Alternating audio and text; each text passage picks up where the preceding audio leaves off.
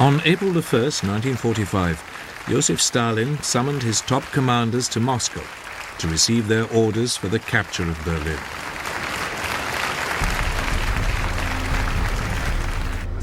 Marshal Georgy Zhukov, Russia's most successful commander, would make the main assault from his bridgehead on the Oder River. A second group of Soviet armies, under Marshal Ivan Konev, would cross the river Neisse further south and push deep into Germany, bypassing the German capital.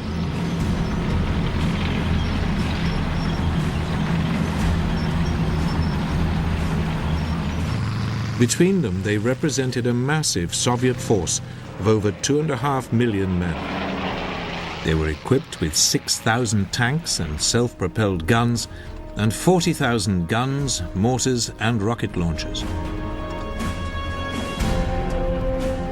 But the Germans were never going to make it easy. The city was defended by about 1 million troops. Many were dug into strong defensive positions, particularly along the Silo Heights, a steep escarpment rising out of the Oder Valley and slap in front of Zhukov's point of assault. The defenders were a mixed bunch of combat veterans, SS fanatics, and inexperienced conscripts, some as young as 14, as well as elderly members of the Volkssturm, or People's Army.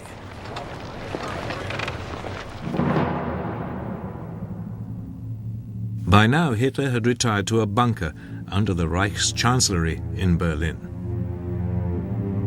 He was a heavily medicated and shambling figure who spent much of his time issuing increasingly unrealistic orders to largely imaginary armies. His public appearances were becoming ever more rare. But in early March, he was persuaded to visit some of the troops preparing to defend the Oder Line.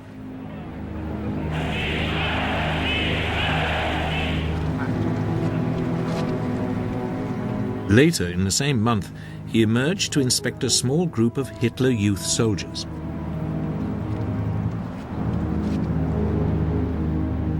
It was his last ever appearance before the cameras.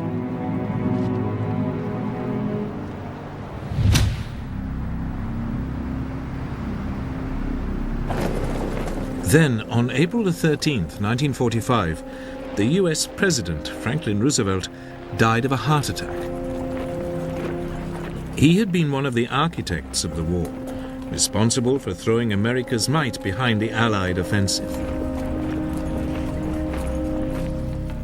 The Nazi propaganda minister, Joseph Goebbels, seized on the event to encourage his increasingly befuddled Führer to believe the Allied alliance would collapse. A German victory could still be snatched from the jaws of defeat.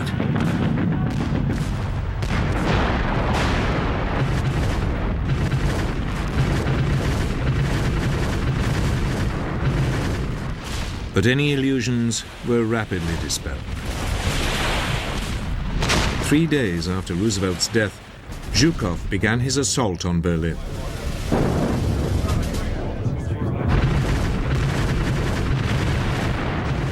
He had one gun for every 13 feet of the front. But the German defense had anticipated it and pulled back to avoid the bombardment. As a result, when Zhukov's infantry advanced, they met unexpectedly heavy resistance.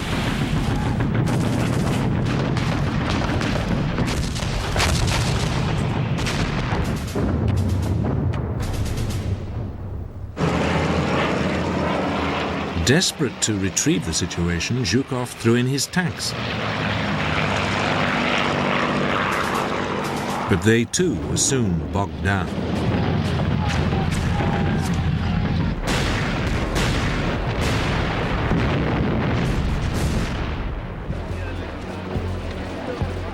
Meanwhile, to the south, the assault by Konev's second group of armies had gone better.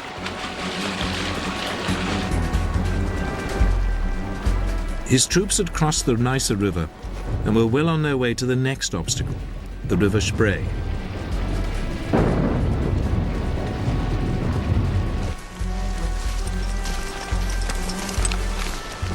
Stalin stoked the rivalry between his two commanders by authorizing Konev to swing his tanks north towards Berlin. He was only too happy to see a race to take the city.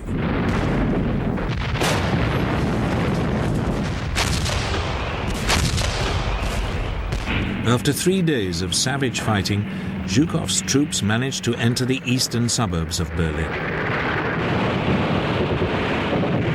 At the same time, Konev was approaching the city from the south. There was desperate German resistance.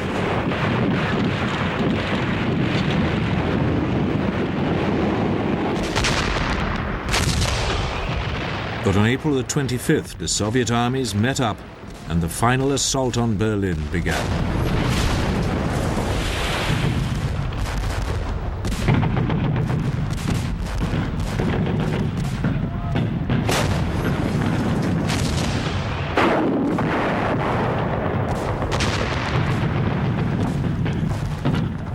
As the fighting moved on from district to district, civilians began to emerge from the cellars.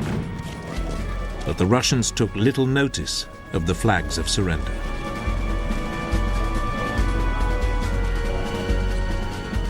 The rape of German women and girls was widespread.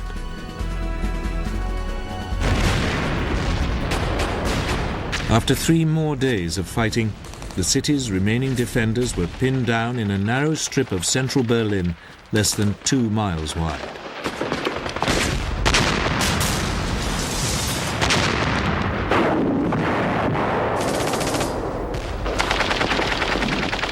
Every street and house was contested.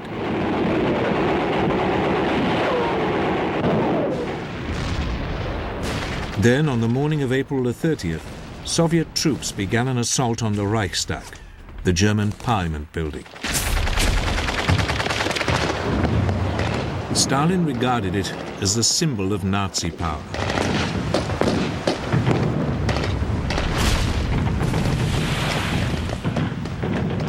They were stopped by heavy fire. So they blasted the building at point-blank range with heavy artillery.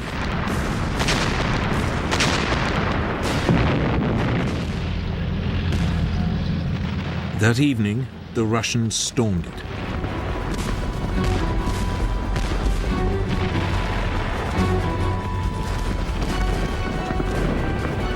Fighting raged from room to room and up and down corridors and staircases.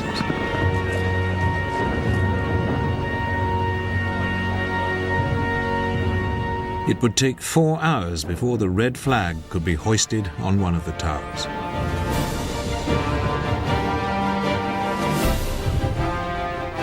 The next morning, on May the 1st, 1945, the event was restaged for the cameras. But by then, Hitler was already dead. On April the 30th, as fighting raged overhead, the man whose insane ambitions had embroiled the world in war, laid waste a continent and led to the extermination of millions of Jews, took his own life. Sie wollten daher kompromisslos die einzige Macht und alleinige Macht in Deutschland. Wir können glücklich sein zu wissen, dass diese Zukunft restlos... His longtime mistress, Eva Braun, who he'd married the day before, died with him.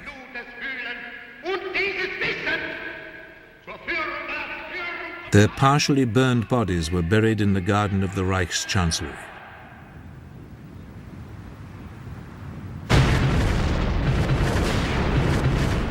But the fighting continued.